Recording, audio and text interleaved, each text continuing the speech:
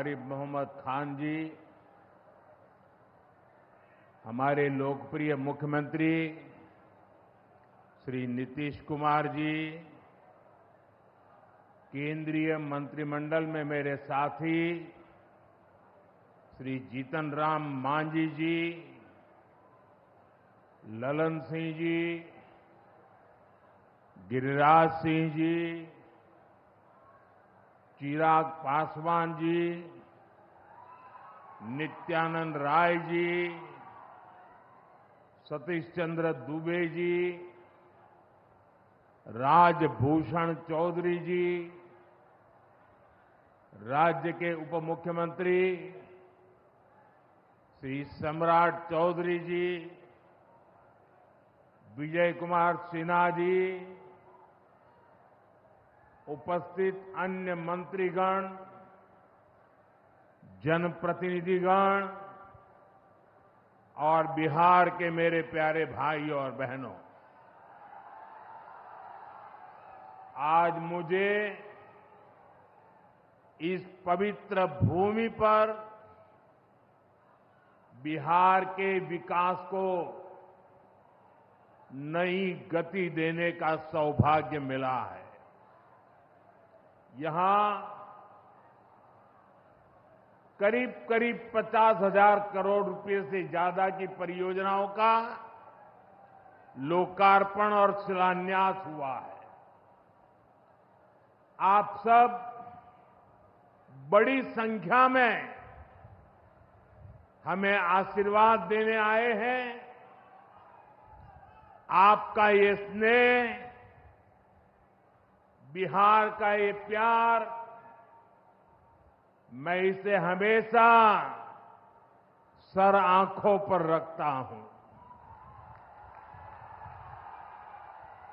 और आज बिहार में इतनी बड़ी तादाद में माताओं बहनों का आना, ये अपने आप में बिहार के मेरे इतने कार्यक्रमों की ये सबसे बड़ी शानदार घटना है। मैं माताओं बहनों को विशेष प्रणाम करता हूं।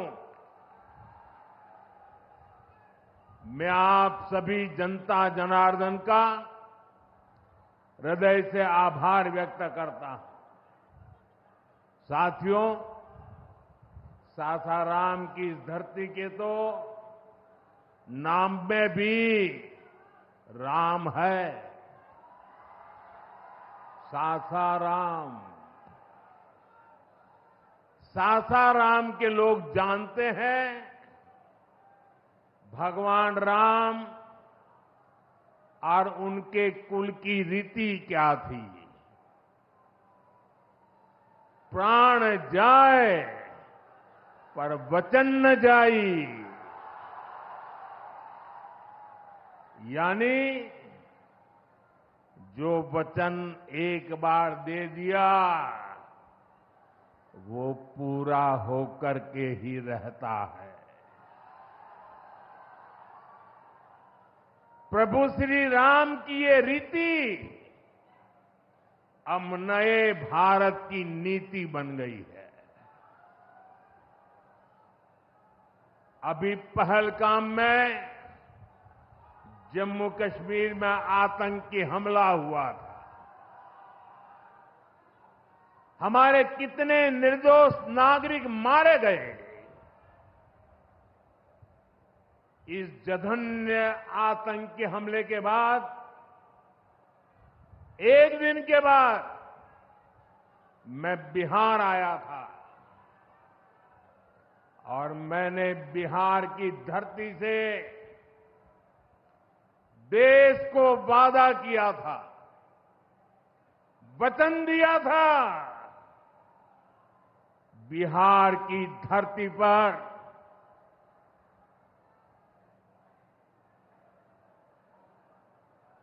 आंख में आंख मिलाकर हमने कह दिया था, आतंक के आकाओं के ठिकानों को मिट्टी में मिला दिया जाएगा।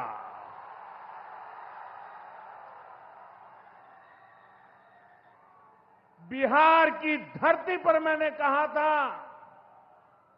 उन्हें कल्पना से भी बड़ी सजा होगी। आज जब मैं बिहार आया हूं तो अपने वचन पूरा करने के बाद आया हूं। जिन लोगों ने पाकिस्तान में बैठकर हमारी बहनों का सिंदूर उजाड़ा था, हमारी सेना ने उनके ठिकानों को खंडहर में बदल दिया है। भारत की बेटियों के सिंदूर की शक्ति क्या होती है, ये पाकिस्तान ने भी देखा और दुनिया ने भी देखा। जिस पाकिस्तानी सेना की छत्रछाया में आतंकी खुद को सुरक्षित मानते थे, हमारी सेनाओं ने एक ही झटके में उनको भी घुटनों पर ला दिया। पाकिस्तान के एयरबेस, उनके सैन्य ठिकाने हमने कुछ ही मिनट में तबाह कर दिए। ये नया भारत है, ये नए भारत की ताकत है। बिहार के मेरे प्यारे भाइयों बहनों, ये हमारा बिहार वीर कंवर सिंह जी की धरती है।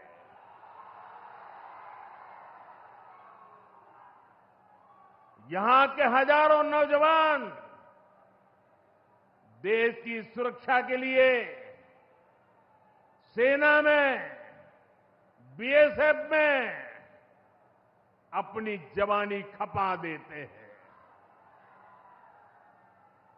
ऑपरेशन सिंदूर में दुनिया ने हमारी बीएसएफ का भी अभूतपूर्व पराक्रम और अदम्य साहस देखा है। हमारी सीमाओं पर तैनात बीएसएफ के जाबाज सुरक्षा की अभेद चट्टान है। मां भारती की रक्षा हमारे बीएसएफ के जवानों के लिए सर्वोपरि है। और यही मातृभूमि के सेवा का पवित्र कर्तव्य निभाते हुए 10 मई को सीमा पर बीएसएफ सब इंस्पेक्टर इम्तियाज शहीद हो गए थे। मैं बिहार के इस वीर बेटे को आदरपूर्वक श्रद्धांजलि देता हूं।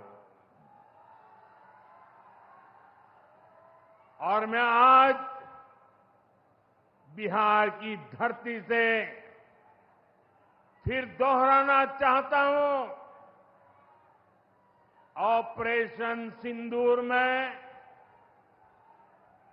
भारत की जो ताकत दुश्मन ने देखी है, लेकिन दुश्मन समझ लें ये तो हमारे तर्कस का केवल एक ही तीर है। आतंकवाद के खिलाफ भारत की लड़ाई न रुकी है न थमी है। आतंक का फन अगर फिर उठेगा तो भारत उसे बिल से खींचकर कुचलने का काम करेगा।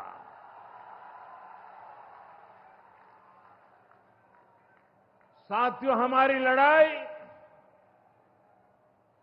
देश के हर दुश्मन से है, फिर वो चाहे सीमा पार हो या देश के भीतर हो।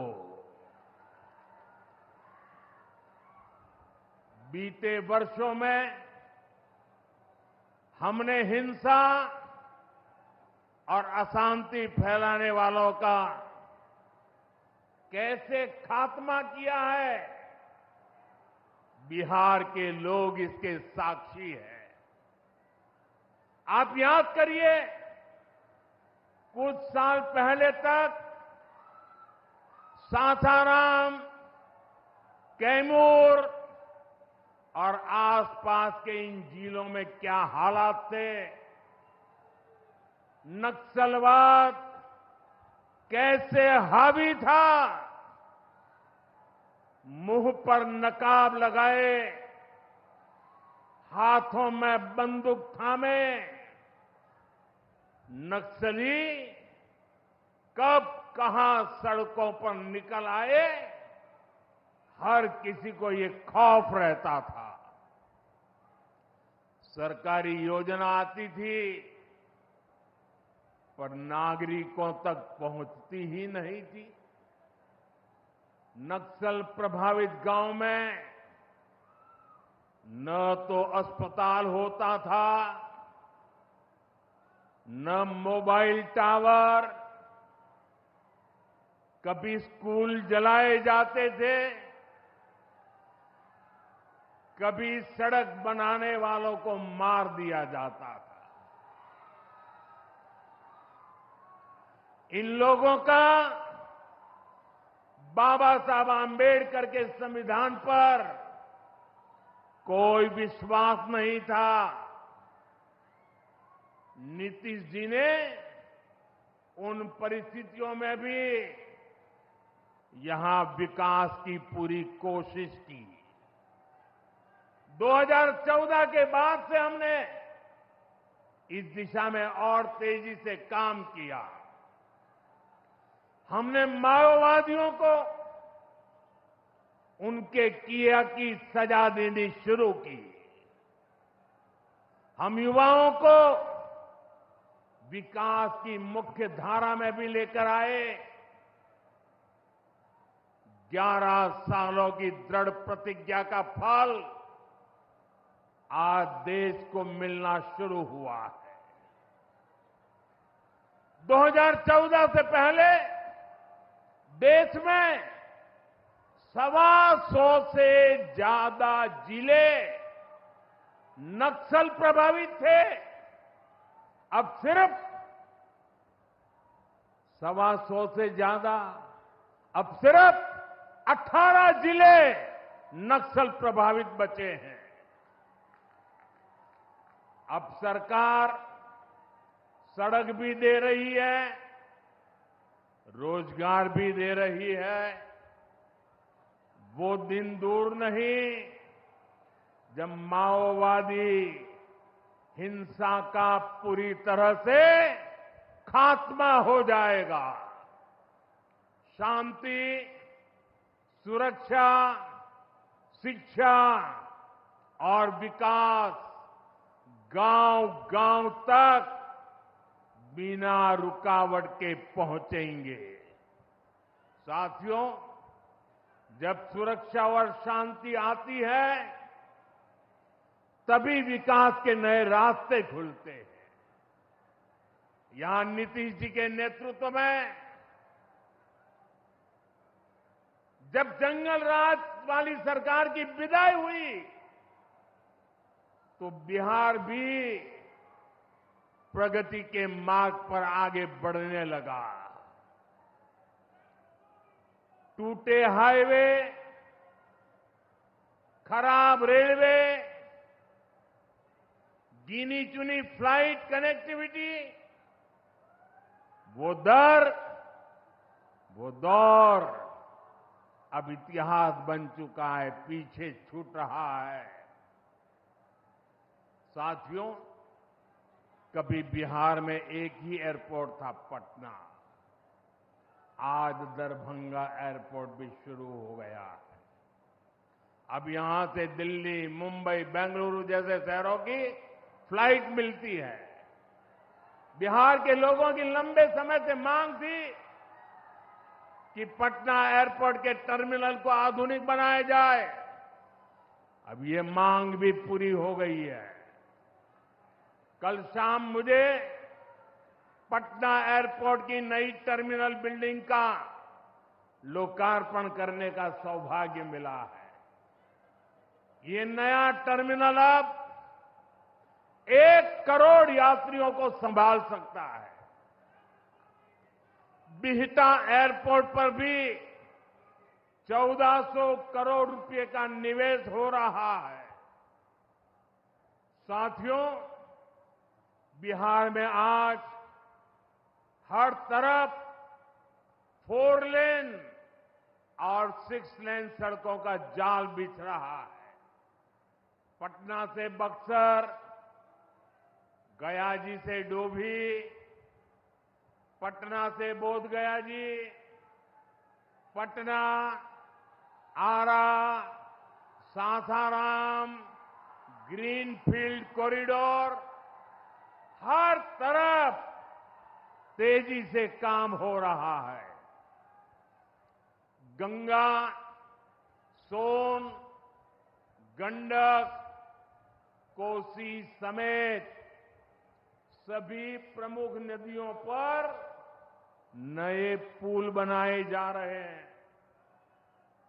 हजारों करोड़ की ऐसी परियोजनाएं बिहार में नए अवसरों और संभावनाओं का निर्माण कर रही है। इन प्रोजेक्ट से हजारों युवाओं को रोजगार मिलेगा। यहां टूरिज्म और व्यापार दोनों को फायदा होगा। साथियों, बिहार में रेलवे की हालत भी अब तेजी से बदल रही है। आज बिहार में वर्ल्ड क्लास वंदे भारत ट्रेनें चल रही हैं। रेलवे लाइनों को डबल और ट्रिपल किया जा रहा है। छपरा, मुजफ्फरपुर, कटिहार जैसे इलाकों में काम तेजी से चल रहा है। सोननगर और अंडाल के बीच मल्टी ट्रैकिंग का काम चल रहा है, जिससे ट्रेनों का आना जाना तेज होगा। सासाराम में भी अब 100 से ज्यादा ट्रेनें रुकती है। यानी हम पुरानी समस्याओं को भी दूर कर रहे हैं और रेलवे का आधुनिकीकरण भी कर रहे हैं।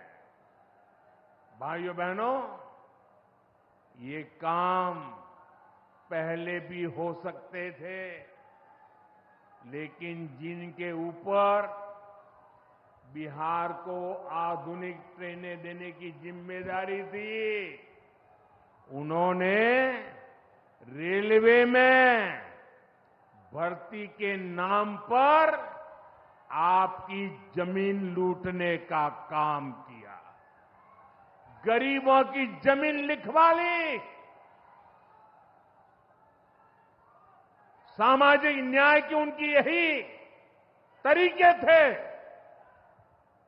गरीब को लूटना, उनके अधिकारों को लूटना, उनकी मजबूरी का फायदा उठाना और खुद राजाशाही की मौज करना। बिहार के आप लोगों को जंगल राज वालों के झूठ और धोखे, उससे आगे भी सावधान रहना बहुत जरूरी है। साथियों, बिजली के बिना विकास अधूरा है। जब बिजली होती है तो औद्योगिक विकास होता है। जब बिजली होती है तो जीवन आसान होता है। और 21वीं सदी तो टेक्नोलॉजी से दौड़ने वाली सदी है।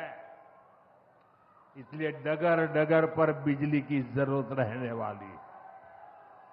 बीते वर्षों में बिहार में बिजली उत्पादन पर बहुत जोर दिया गया है।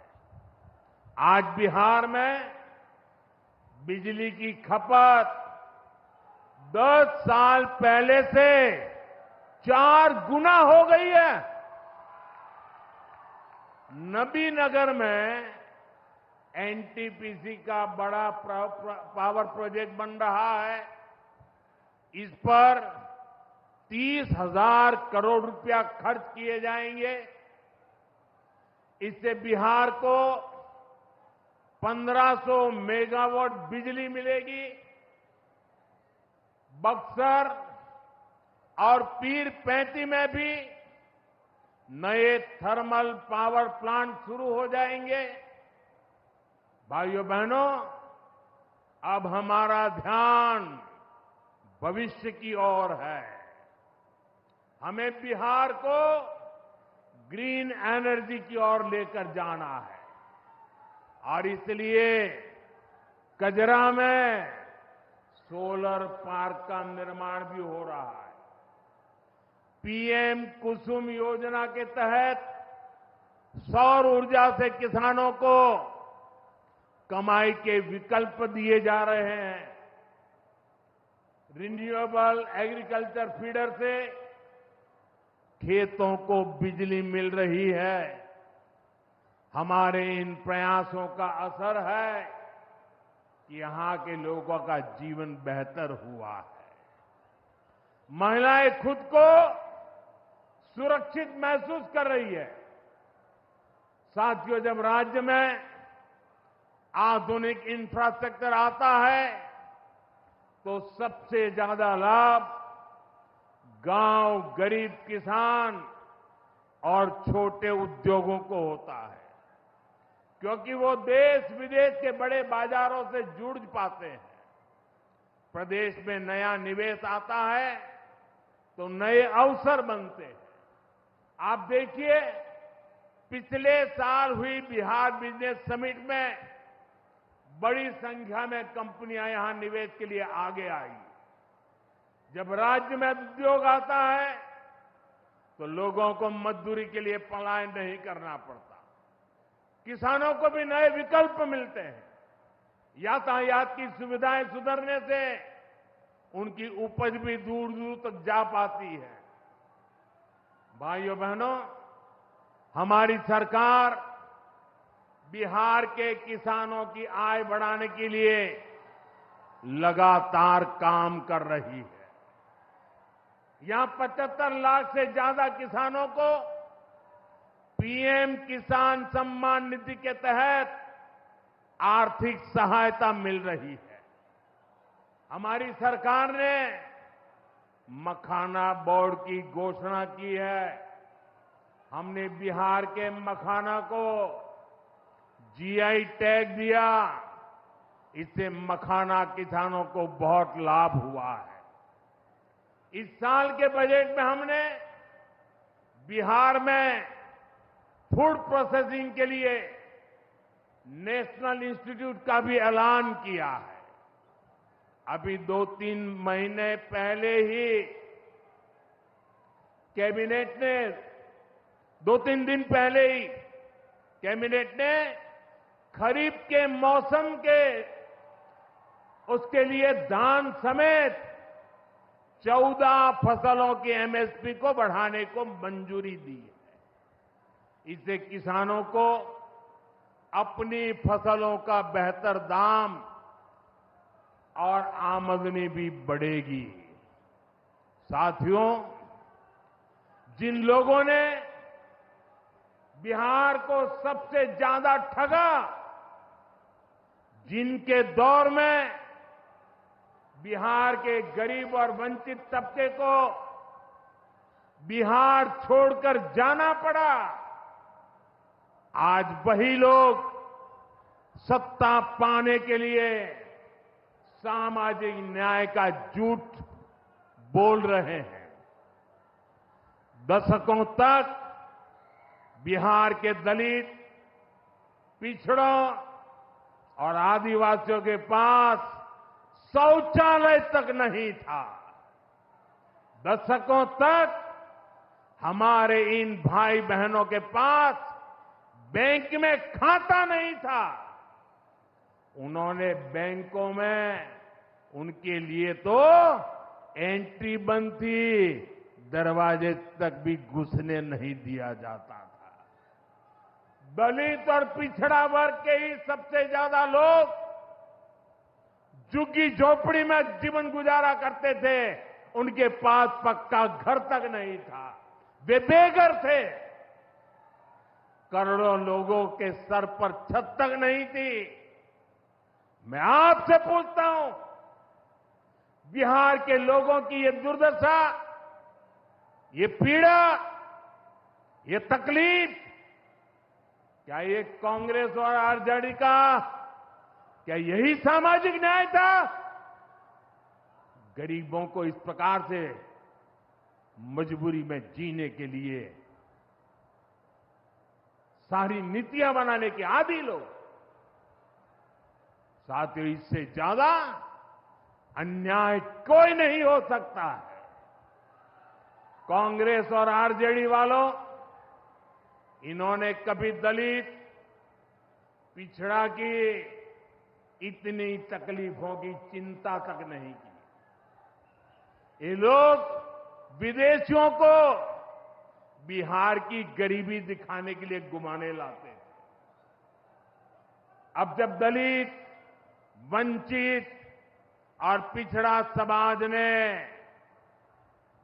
कांग्रेस को उसके पापों की वजह से छोड़ दिया है, तो इन्हें अपना अस्तित्व बचाने के लिए सामाजिक न्याय की बातें याद आ रही है।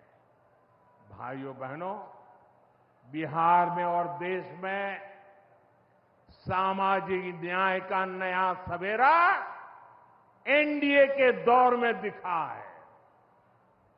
हमने गरीब तक जीवन से जुड़ी मूलभूत सुविधाएं पहुंचाई है। हम इन सुविधाओं को 100% लाभार्थी तक पहुंचाने के लिए काम कर रहे हैं।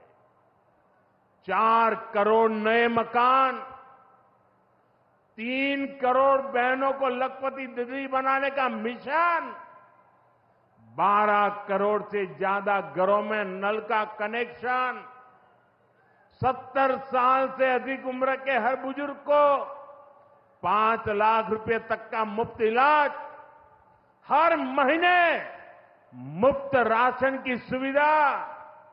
हमारी सरकार हर गरीब और जरूरतमंद के साथ खड़ी है।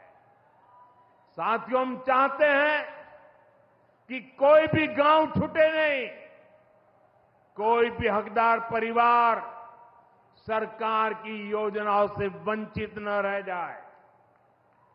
मुझे खुशी है, इसी सोच के साथ बिहार सरकार ने डॉक्टर भीमराव अंबेडकर समग्र सेवा अभियान शुरू किया है।